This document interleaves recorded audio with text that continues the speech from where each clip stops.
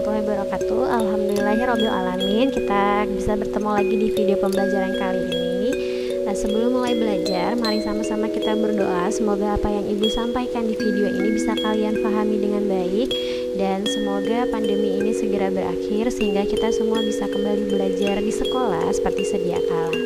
Nah, hari ini Ibu akan masih membahas suhu, pemuaian, dan kalor, bab suhu, pemuaian, dan kalor, tentang pemuaian zat padat, zat cair, dan gas, serta pengaruhnya dari suhu. Kita mulai ya. Nah, pemuaian itu disebabkan oleh perubahan suhu pada suatu benda. Nah, perubahan suhu yang menyebabkan pemuaian itu biasanya adalah suhu panas. Jadi suatu benda itu bisa memuai jika diberi suhu yang lebih panas. Nah, semua masih ingat ya, wujud zat itu ada 3, ada zat padat, zat cair, dan gas. Nah, ketiganya ini bisa memuai dipengaruhi oleh suhu. Kita bahas satu persatu ya. Kita mulai dari pemuaian zat padat. Nah, kalian pernah nggak sih merhatiin kabel listrik?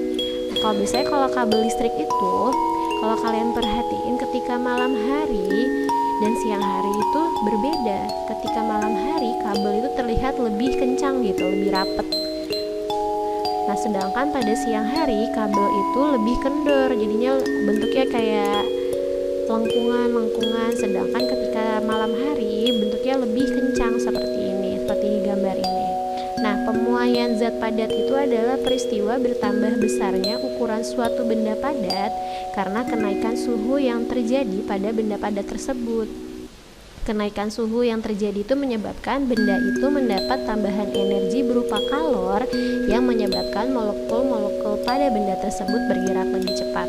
Nah, kalian masih ingat kan di bab sebelumnya yang wujud zat dan perubahannya Ibu pernah bahas. Jadi kalau misalkan suatu zat itu membutuhkan kalor ketika suhunya panas atau suhunya naik, sedangkan dia melepas kalor jika suhunya rendah. Nah, pada pemuaian ini energi berupa kalor yang itu menyebabkan molekul-molekul pada benda tersebut bergerak lebih cepat karena suhunya naik atau suhunya panas gitu. Nah, pemuaian zat padat itu dibagi menjadi 3 jenis: panjang, luas, dan volume. Kita bahas satu persatu ya. Jadi untuk pemuaian panjang pada zat padat nih, pada zat padat yang berukuran panjang dengan luas penampang kecil seperti pada kabel atau pada rel kereta api, kita bisa mengabaikan pemuaian pada luas penampangnya. Jadi kita hanya fokus pada perubahan panjangnya. Pemuaian yang kita perhatikan hanya pemuaian pada pertambahan panjangnya. Nah, pertambahan panjang pada zat yang dipanaskan relatif kecil sehingga kita butuh ketelitian untuk mengetahuinya. Jadi biasanya nambahnya itu dalam satuan milimeter, jadi kecil sekali. Nah, kalau kalian perhatiin nih untuk rel kereta api, kalau pernah merhatiin rel, biasanya sambungannya itu dikasih jarak supaya apa? Ketika siang hari yang suhunya panas, si rel ini bisa memuai sehingga tidak terjadi tabrakan antara sambungannya gitu. Makanya dikasih celah gitu di antara relnya. Terus untuk yang zat padat juga terjadi pemuaian luas. Nah, untuk benda-benda yang bentuknya 2 dimensi yang punya arah panjang sama lebar. Nah, biasanya bentuknya kayak lempengan. Itu bisa mengalami pertambahan luas atau pemuaian luas. Nah, contoh bendanya kayak jendela kaca rumah atau pintu rumah kalian.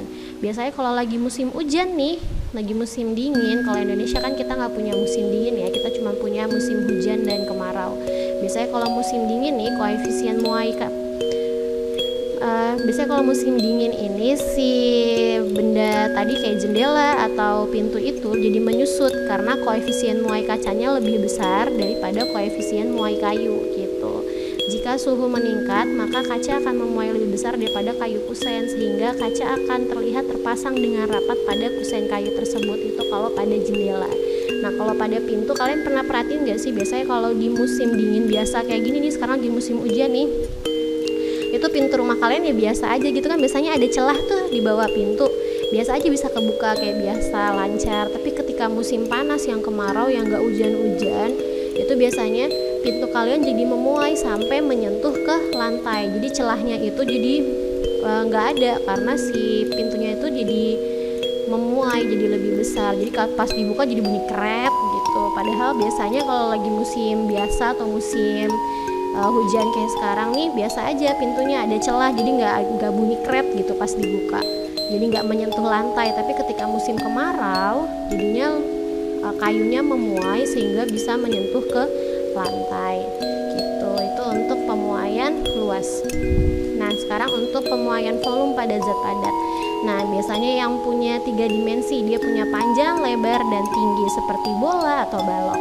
Nah biasanya kalau dipanaskan dia akan mengalami muai volume, yaitu bertambahnya panjang, lebar, dan tinggi zat padat tersebut.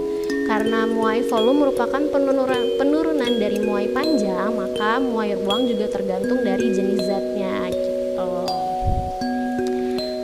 Nah untuk pemuaian zat cair nih, kalian pernah nggak lagi di dapur terus manasin air karena kapasitas pancingnya menurut kalian cukup nih segini, kalian isi hampir penuh, terus pas ditinggal air yang mendidih jadi tumpah kemana-mana, akhirnya dimarahin sama ibu kalian. Makanya kalau merebus air pancingnya jangan penuh-penuh gitu. Nah kenapa jangan penuh-penuh? Karena zat cair itu bisa memuai ketika dipanaskan, jadi bisa tumpah airnya, jadi makin naik ke atas. Yang tadinya pas sebelum mendidih dia cukup-cukup aja di panci, tapi pas mendidih dia jadi meluap, jadi tumpah, jadi kompornya ntar basah semua gitu.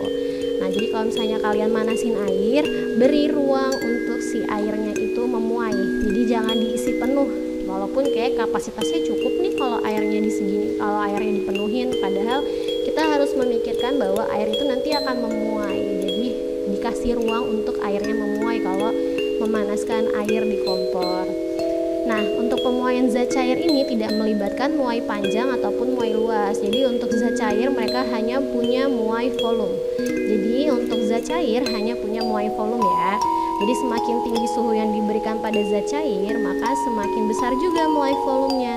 Pemuaian zat cair untuk masing-masing jenis zat cair berbeda-beda ya. Walaupun mula-mula volume zat cair sama, tetapi setelah dipanaskan volumenya bisa menjadi berbeda-beda tergantung dari jenis zatnya. Pemuaian volume zat cair ini terkait dengan pemuaian tekanan karena peningkatan suhu. Titik pertemuan antara wujud cair, padat, dan gas kita sebut sebagai triple point. Oke? Jadi itu. Jadi kalau untuk tadi zat padat itu punya 3, ada muai panjang, muai luas, dan muai volume. Tapi untuk zat cair dia hanya punya muai volume aja. Nah gimana untuk gas? Nah untuk gas juga sama seperti si zat cair, dia hanya punya muai volume. Gas mengalami pemuaian ketika suhunya bertambah dan akan mengalami penyusutan jika suhunya turun. Pada pemuaian zat gas tidak dikenal muai panjang dan muai luas, dia hanya punya muai volume gitu. Kalian pernah nggak lagi ulang tahun, entah itu ulang tahun kalian atau ulang tahun teman kalian, terus kalian dapat balon pas acara ulang tahunnya siang hari? Biasa aja balonnya masih mengembang sempurna, masih cantik. Tapi begitu diinepin semalaman, besok paginya pas kalian bangun, kok balonnya nyusut gitu. Nah itu bukan karena udaranya keluar melalui balon, bukan, tapi karena terjadi penyusutan diakibat perubahan suhu gitu. Jadi kalau misalnya suhunya turun, terjadi penyusutan. Kalau suhunya naik, terjadi pemuaian gitu. Nah ini tugas untuk hari ini. Tugasnya yang pertama, sebutkan dan jelaskan penerapan konsep pemuaian zat dalam kehidupan sehari-hari. Jadi kalian bisa di buku ada atau mau cari di Google juga boleh, tapi sebutkan minimal 3 lah ya, penerapan konsep pemuaian zat dalam kehidupan sehari-hari, pemanfaatannya. Dan juga sebutkan apa aja sih kerugian dari pemuaian ini di kehidupan sehari-hari gitu. Jangan lupa dikumpulkan di classroom tugasnya ya. Ditulis tangan, jangan diketik, tulis di buku tulis masing-masing, kumpulkan melalui foto. Ibu tunggu pengumpulan tugasnya. Semoga apa yang Ibu sampaikan bisa kalian pahami dengan baik. Wabillahi taufiq wal hidayah. Wassalamualaikum warahmatullahi wabarakatuh.